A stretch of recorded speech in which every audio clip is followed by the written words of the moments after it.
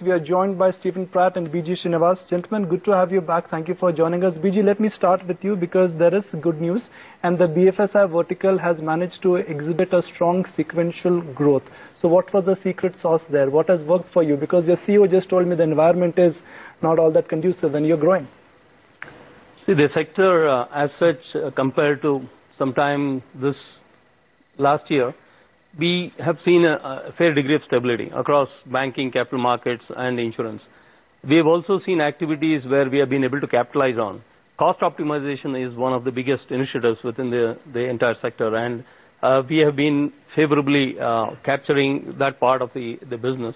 There's been also vendor consolidation initiatives within our existing clients, and again, we have won positively on that front as well. At the same time, two other areas where we have seen an uptick in terms of investments, though it is discretionary to some degree, is on the client-centric applications, client engagement, new channels, KYC onboarding programs, as well as analytics. So we have seen upsurge in investments in these areas, and again, we are very well positioned. We have captured a portion of the revenue share. The third area, which again, which is mandatory today in today's highly regulated environment, is on the compliance, risk and compliance. These are some of the, again, engagements where we have had wins in US, some of the wins in Europe, and few wins in Australia. So we have built on that momentum. The overall deal pipeline in VSFI is relatively good. The decision makings, while it is slow, is happening, and so far so good.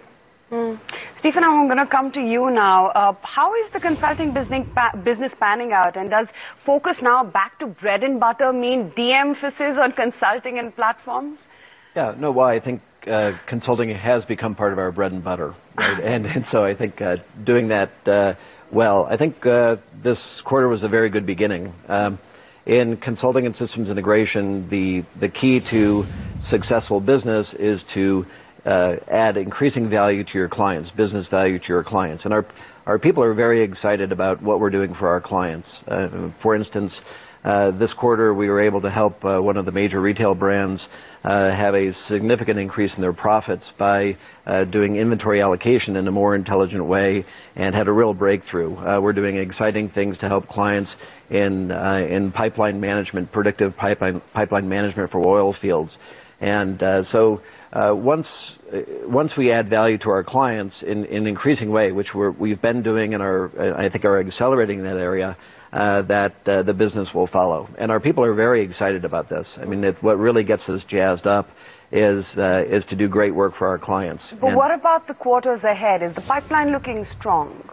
Yeah, I think like everyone else has said, we're cautiously optimistic. I do think. That's for the overall business. What about consulting business? Are you cautiously optimistic there as well? Yes. Or that's a different story? No. I'm absolutely. Very optimistic. Yeah, I'm excited. Okay. I'm excited. I think our people are really fired up, and like I said, because if we're doing great work for our clients, the pipeline is there, and the pipeline will continue to be there. I mean, this quarter we grew 5.5% in USDs. In constant currency, we grew at 6.3%. So it's a good beginning. Right, Vijay. Whereas consulting, according to Stephen, could be the new bread and butter business for Infosys, but the traditional bread and butter business has been the BFSI space. Is there some thinking in the organization now that Infosys needs to go and regain their lost market share in the BFSI business? Are you aggressively positioning yourself? And in order to do that, are you ready to compromise on rates? See, in the banking capital markets, again, the very three segments of a service offering is coming to play. While traditionally, as compared to other sectors, the consulting system integration service line is relatively smaller at this point in time, but we are making investments in that area as well because clients are looking at simplification, and simplification leads to transformation of their existing processes. So that's where the consulting plays.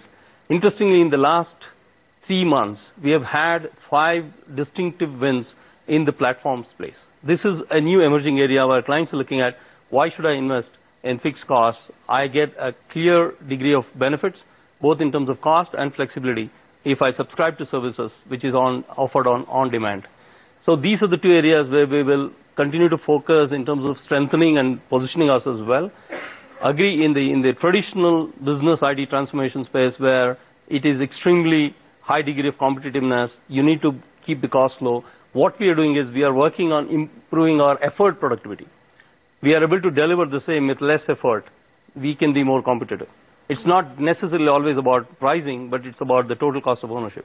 In that context, what we have made is we have made significant efforts in automation. We have made significant efforts in reducing the actual time to execute on business IT transformation programs. And that is where we believe that we can get an upsurge in revenues when we compete in large outsourcing deals. BJ, are you confident though of more deal wins? Because the regulatory environment in Australia as well as Europe is now changing and is fluid. Not so much in Europe. Australia, yes, they have promoted something new. What we always look at when there is something new hitting us in terms of headwinds, how do we counter that? Our strategies, of course, is to try and see what we can do immediately to comply with the new regulations. That's a must. Number two, what are the alternative models of engagement? And that operating model, we can continue to innovate. For example, we can talk about the offshore on-site ratios. That's a significant leverage we have to manage moving more work offshore when there are limitations in executing certain operations on-site. Lodestone, what's happening there? I love Lodestone. Yeah, no, I think single-digit business, single-digit margin business, you still love and single-digit answer. Yeah, I think. Listen, I think that Lodestone has a lot of potential, right? I think the quality of the people is excellent. The quality of the leadership is excellent. I think it's a great strategic fit for us because it builds out continental Europe from the front end.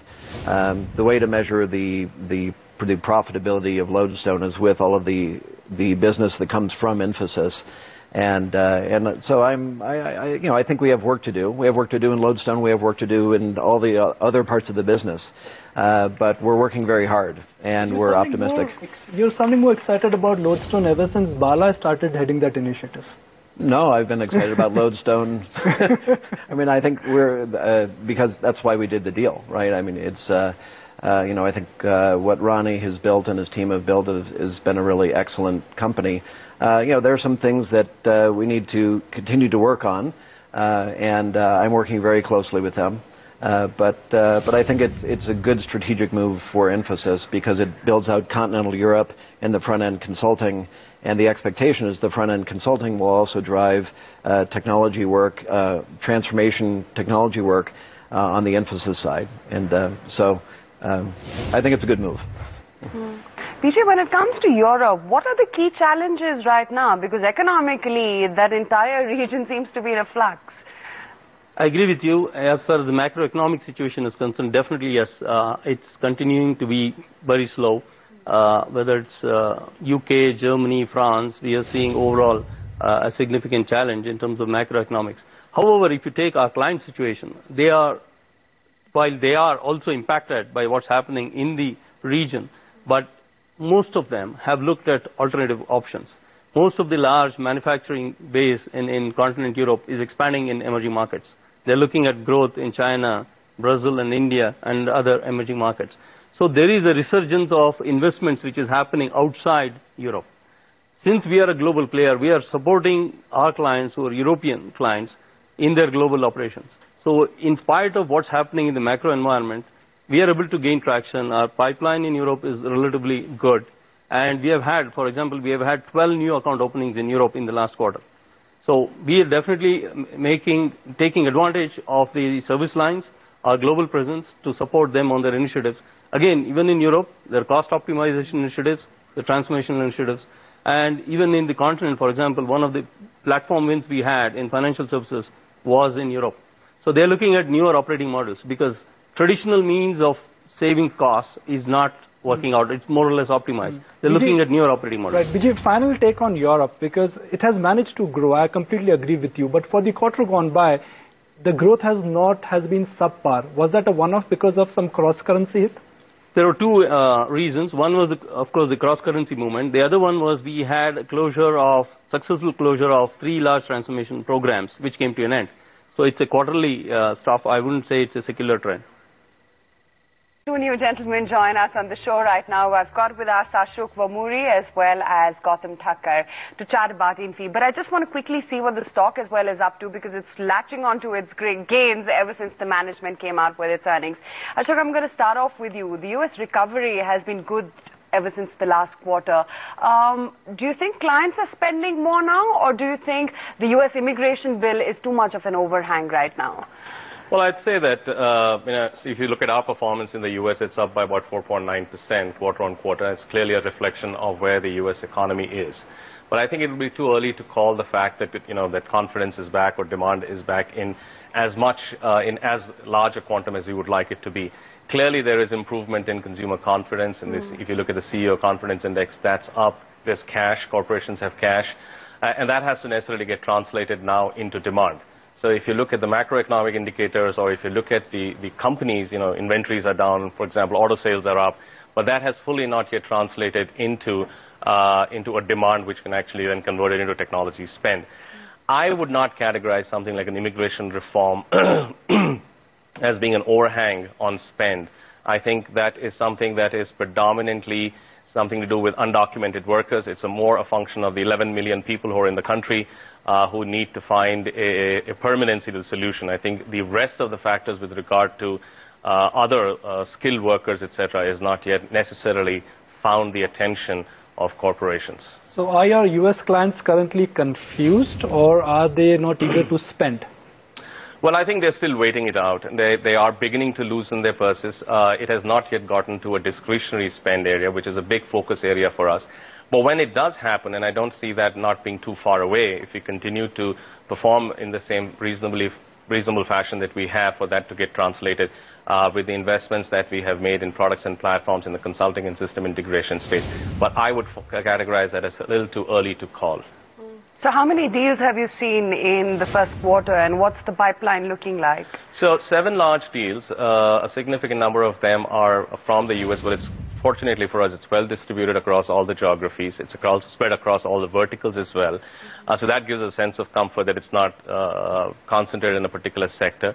The pipeline is fairly decent. I would not, again, jump to too many conclusions on that. We'll have to continue to perform the way that we have, be consistent in terms of driving profitable growth. And I think the fact that we have a team that is senior management team that is intact, in place, and that is motivated, and the employees are enthused, should get us where we want to be.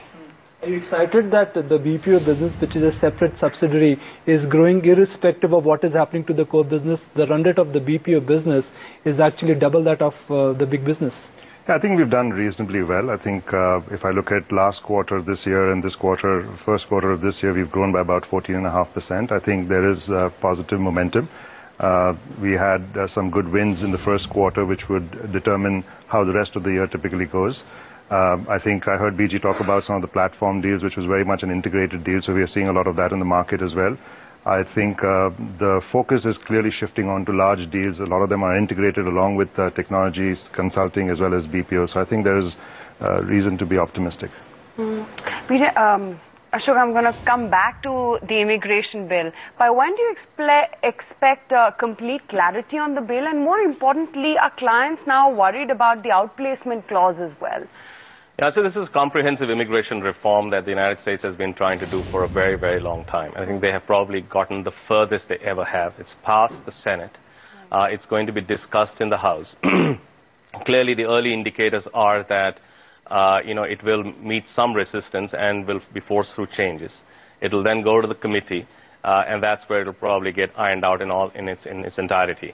I do expect that to take a bit of time, and till we actually hear from them, we will not be able to make any kind of a judgment. But are we watching it? Are we trying to mitigate some of the risks as a result of that? And are we including that in a part of our strategy discussions? Absolutely, yes. The outplacement thing is, of course, the most damaging if you look at for the Indian IT service industry or any global IT services industry company. And I think that will play out the way it plays out. There is nothing that we can do to get into the House of Congress and try and change that. All we can do is plan for it and mitigate it, and that's exactly what we're trying to do. But Ashok, whichever way I cut and dissect, I understand the environment is challenging for your IT business, but the contribution from Americas has been rather volatile. We don't have a linear trend there. Why is that? No, I think it's very linear. In fact, the Americas have not performed well at all in the last 1 year, so it has been declining, and now we've seen a pickup. And that is a reflection of the confidence, a returning confidence, if you will. It's a function of the economy itself doing well. It's also a function of rededicating ourselves to drive a significant portion of our growth in a profitable fashion, and an uptick in our consulting business, uptick in some of the investments that we have made in products and platforms. So Ashok, are you considering more acquisitions to drive higher value-added services? Well, acquisitions is a function of synergies. It's a function of, we have the money to spend. Would we like to spend it on something that will add value to us? And the minute somebody shows us something that is actually accretive to us, both on the top and bottom line, at the same time, we'll jump right into it. The BPO business, like you mentioned, that you're excited about the prospects there. Are you confident of maintaining the current double-digit growth rate there? I think if I look at it last year, I think we were at the top end of the NASSCOM estimates. In fact, I think we beat the NASSCOM estimate. I think this year also we believe that we will be at the top end of NASSCOM estimates for the BPO industry, which is between 12 and 14%. So yes, I think, as I said, there is enough traction in the market. In our business, when the economies are in turmoil, I think the first thing they look at is ways and means to cut costs, and I think that's where a lot of the BPO business actually comes in front. The common perception is that BPO is this low-end business. It's high volume but low-end margin business. Would you like to challenge that perception? Absolutely. If you look at our operating margins today, we are almost at about 21.5% operating margin. One of the highest in the industry. It is the highest in the industry. So I think we've actually been in a position where we've been able to come out very strongly and say you can run a profitable BPO business. The other thing you need to understand is that a lot of our work that we actually do is in the value-added segments, where we essentially go in on the data side, where we go in and help customers transform their business. So I think, and the platform that Infosys has with its huge client base just gives us more reason to be optimistic as well. So Ashok is careful. Stephen was excited. Are you happy about the BPO business? I think right now, if you look at the way we've performed from the last quarter of the first quarter of last year to first quarter of this year, we've had about 14.5% growth, which I think is reasonably good. Right, gentlemen, really appreciate your time and good luck for the rest of the financial year. Thank you so much, and thank you for your wonderful insights. Thanks, Lord. Thank you.